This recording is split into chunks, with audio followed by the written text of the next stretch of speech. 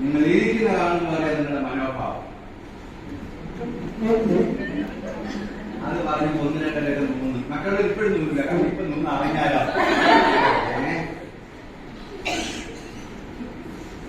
ഒന്നുകൊണ്ടൊന്ന് കൈവയ്ക്ക്. Good, thank you. എന്റെ അച്ഛൻ ഒരു കാര്യം പറഞ്ഞു, ചെയ്താൽ വൃത്തിയായിട്ട് ചെയ്യണം, അല്ലെങ്കിൽ ചെയ്യരുത്. എല്ലാ പണിയും എല്ലാവരും കൊണ്ടും ചെയ്യാൻ പറ്റില്ല. പറ്റുമോ? ഉത്തരം പറയും. യെസ് അല്ലെങ്കിൽ നോ, അതെ അല്ലെങ്കിൽ അല്ല. ഒരിക്കലും ഉത്തരം പറയാൻ പറ്റില്ല. ഇന്റർവ്യൂ പോട്ടെ ശരിയാവോ? ഇനിയും നിങ്ങൾ പറയും, കാരണം വർഷങ്ങളായി ശീലിച്ചതാണ് അല്ലേ. അപ്പോഴൊക്കെ ഞാൻ കറക്റ്റ് ചെയ്യും. വീണ്ടും നിങ്ങൾ പറയും, അപ്പോഴും കറക്റ്റ് ചെയ്യും. വീണ്ടും പറയും, അപ്പോഴും ഞാൻ കറക്റ്റ് ചെയ്യും. നിങ്ങൾ പറഞ്ഞിട്ട് നിങ്ങൾ തന്നെ പറയും.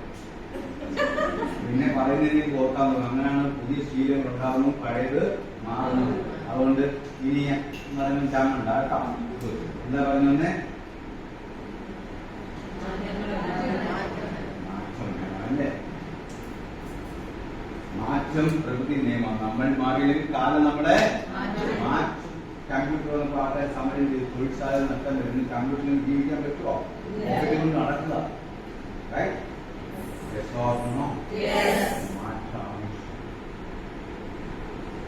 മാറണമെങ്കിൽ 2 കാര്യം ഉണ്ടായിരുന്നു.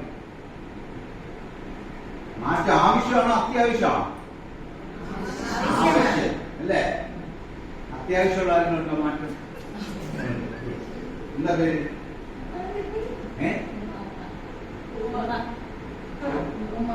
ഉമ. ആ, നോക്കി പറയണം.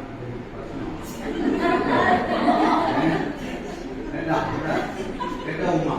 മാറ്റം അത്യാവശ്യമാണ് അല്ലേ. എന്തായിരുന്നു ആവശ്യം? എന്ത് ഈ ആവശ്യം അത്യാവശ്യത്തെ പെട്ടെന്ന് വേണം. ആവശ്യത്തെ പതുക്കെ അനുമതി അല്ലേ വേണം. പക്ഷെ അത്യാവശ്യത്തെ ഉടനെ വേണം അല്ലേ. റൈറ്റ്, ശരിയല്ലേ? ഒരു മാറ്റം വേണമെന്നുണ്ടെങ്കിൽ ഒരാഴ്ചയിൽ മാറുന്നതാണോ അത് ഇന്ന് മാറുന്നതാണോ? അതോ ഇപ്പം മാറുന്നതാണോ? ആവശ്യമാണ് അത്യാവശ്യമാണ്. ഇങ്ങനെയാണ് അത്യാവശ്യം കൈവയ്ക്ക് മാറ്റം. പറഞ്ഞല്ലേ ചെയ്താൽ വൃത്തിയായിട്ടല്ല ചെയ്തത്. ഒറ്റ കാര്യം ചെയ്താൽ വൃത്തിയായിട്ടാണ് ചെയ്തത്. ഞാനങ്ങനെ വെട്ടിയ കറ്റ വെട്ടും വളർത്തിയായിട്ട് മനസ്സിലായില്ലേ? റൈറ്റ്. മാറ്റ സമയം 2 കാലം ഉണ്ടായിരുന്നു. എനിക്ക് മാറ്റം ആവശ്യമുണ്ടെന്ന് തോന്നുന്നു. ഇനി മാറാൻ എങ്കിൽ മാത്രമേ മാറ്റം സംഭവിക്കൂ. അങ്ങനെ മാറാൻ തയ്യാറായിട്ടുള്ളത് കൈവെക്കുക. ഇത് കൈവെക്കുക മാത്രമേ ഉള്ളൂ. നല്ല മാറ്റം ഉൾക്കൊള്ളാൻ നമ്മൾ തയ്യാറായില്ല. വെയിലടിക്കുന്ന നമുക്ക് എവിടെ കുറച്ച് വെയിലടിക്കുന്നത് നേരത്തെ മാറിയിരിക്കുവോ?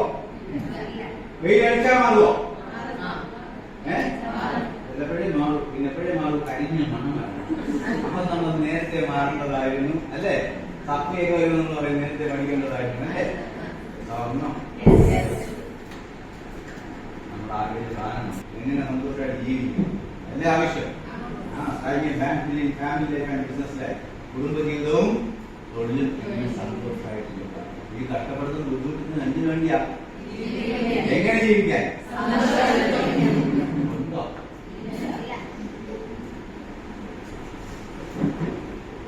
അത് മാത്രം ഇല്ലേ. രാവിലെ വഴക്കുണ്ടാകുന്ന എന്തിനാണെന്നറിയാം? വൈകിട്ട് നേരത്തെ ബീച്ചിൽ പോകാൻ. രാവിലെ ഒരേ അടി അല്ല, വൈകിട്ട് നേരത്തെ ബീച്ചിൽ പോകണം. രാവിലെ പോകാൻ നേരത്ത് പറയും, വൈകിട്ട് നേരത്തെ വരണം ഇല്ലേ. ബീച്ചിൽ പോകണം ഇല്ലേ. പക്ഷെ പറയുന്നതിനാ വൈകിട്ട് നേരത്തെ വരണം. എപ്പോഴോ എനിക്കൊന്നും അറിയണം ഇല്ലേ. വൈകിട്ട് നേരത്തെ വരണം എന്ന് പറഞ്ഞാലാ എങ്കിലും പോകുന്നില്ല. രണ്ടുപേരെയും കാര്യം. അപ്പൊ എങ്ങനെ നമ്മൾ കമ്മ്യൂണിക്കേറ്റ് ചെയ്യുന്നു അല്ലേ. അവർ ultimate is to achieve happiness ആണല്ലോ. അതില്ലാതെ എന്തുണ്ടാക്കിയിട്ടുണ്ട കാര്യം? സ്വർണം പൂർണ്ണമായിട്ട്. എന്നാൽ നല്ല മാറ്റങ്ങൾ ഉൾക്കൊള്ളാൻ നമ്മൾ തയ്യാറാണെന്ന് ഞാൻ പറഞ്ഞല്ലേ. പൂർണ്ണമായിട്ട് ഒരു സെക്കൻഡ് ഗുണം ചെയ്തില്ല.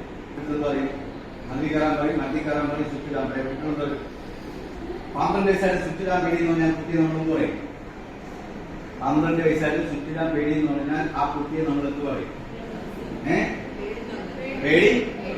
പേടിത്തൊണ്ട്. പിന്നെ വേറെന്താ പറയും?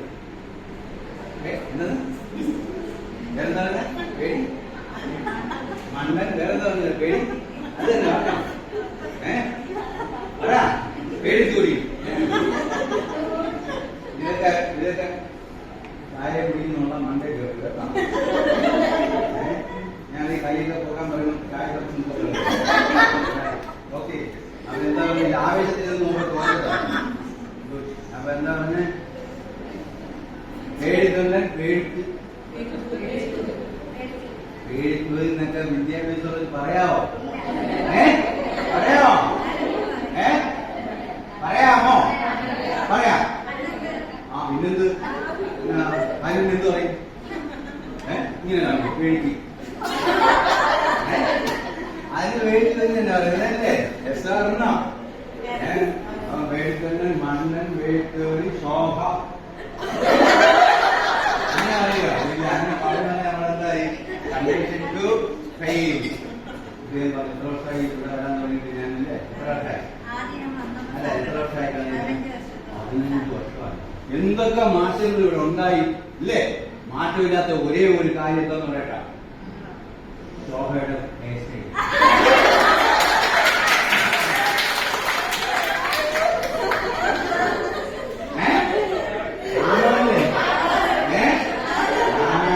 ഞാൻ പലപ്പോഴും ആലോചിക്കുന്നത് തൊപ്പി എങ്ങനെ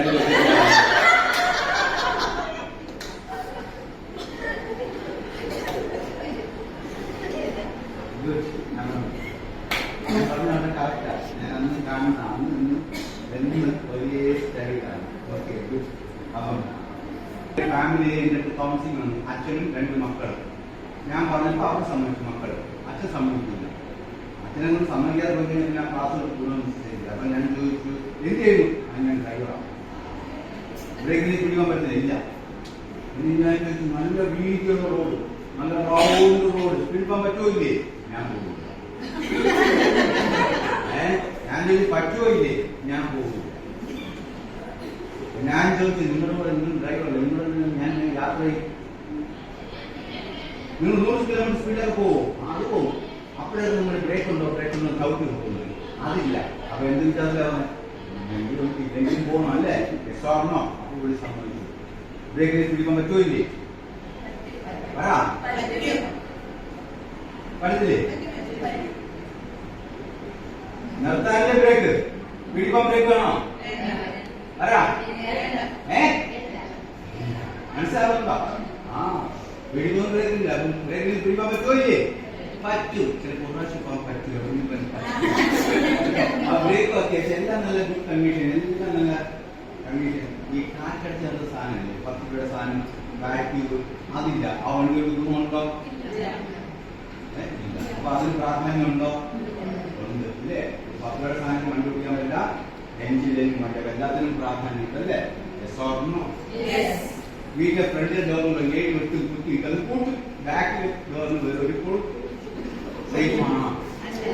അതിന് പ്രാധാന്യമുണ്ടോ? എല്ലാത്തിനും അങ്ങനെയാണ്. ബോധമനുസരണ പ്രാധാന്യം, ഉപബോധമനുസരിച്ച രണ്ടിനും.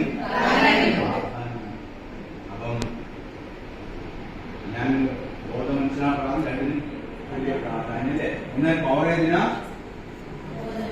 ഉപബോധമനസ്. അതിനാണ് ഉപബോധമനസ്. ഉപബോധമനസ്സിന് പ്രത്യേകത അതിന് വിവേചനമില്ല. എന്തില്ല? വിവേചനം എന്നതിന്റെ അർത്ഥം വേർതിരില്ല. നല്ലതാ തിരിക്കാൻ ഞാൻ അറിയില്ല. അതുകൊണ്ട് എന്തൊടുത്താലും ശ്രമിക്കും. നല്ല കൊടുത്താലും ശ്രമിക്കും, മോശം എന്തൊടുക്കും തിരിച്ചു വരും. ഡോക്ടർ ദീപം പറയണം കേട്ടാ. അല്ലേ? കരുന്ന കണ്ടിയാ ദോഷം എന്ന് പറയാം. എന്നാ പൗർണമി. പിന്നെ വിനായക ചതുർത്ഥി. കറുത്തവാകും. Very good. കൈ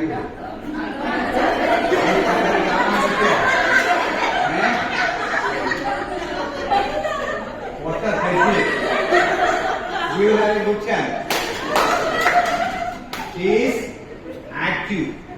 ഈസ് ആക്റ്റീവ്. പഠിപ്പിച്ച ഗുണം എന്ത് വിളിച്ചു പറയും? അറിയാവുന്ന മണ്ണിയോടെ ഉണ്ടായിരിക്കും.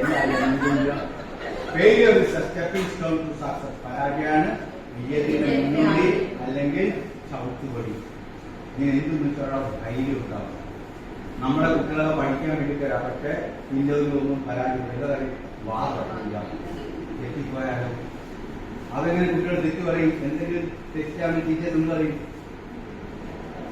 ഇരി എവിടെ? മണ്ടിയിലൊന്നും പറഞ്ഞ ഇരി എവിടെ എന്ന് പറയുമ്പോൾ എല്ലാം എൻ്റെ അതാണല്ലേ. ഇരി എവിടെ? ഇന്നെല്ലാം അതിൻ്റെ അത് കാണും. പിന്നെ അടുത്തവൻ ഉത്തരം പറയുമോ? ചുമ്മാ എന്നെ വടി തരി വേണ്ടി ഞാൻ ഉണ്ടായിരുന്നു. എന്റെ ക്ലാസ് എന്ത് തെറ്റ് പറഞ്ഞാൽ ഞാൻ പറയും ഗുഡ്. അടുത്ത് എന്തായാലും പറയും വെരി ഗുഡ്. അടുത്ത് ശരി പറയുന്ന ശരി. അതുകൊണ്ട് എല്ലാവരും ഇത് തെറ്റെന്ന് പറഞ്ഞപ്പോൾ ചിരിച്ചാരാ മതി അശോക. ഇതേ ഉത്തരം പറയായിരുന്നു അല്ലേ? തെറ്റുകൾ എന്ന് പറഞ്ഞാൽ മനുഷ്യ സഹജമാണ് അല്ലേ? രസമാർന്നോ? അതിനെപ്പറ്റി വീണ്ടും ആവർത്തിക്കായിരുന്ന ഈ രീതി അവരിൽ മുമ്പിൽ പറയുമ്പോൾ എന്താ ശോകം മാത്രമല്ല വേറെത്തരും പറയുന്നത് അല്ലേ?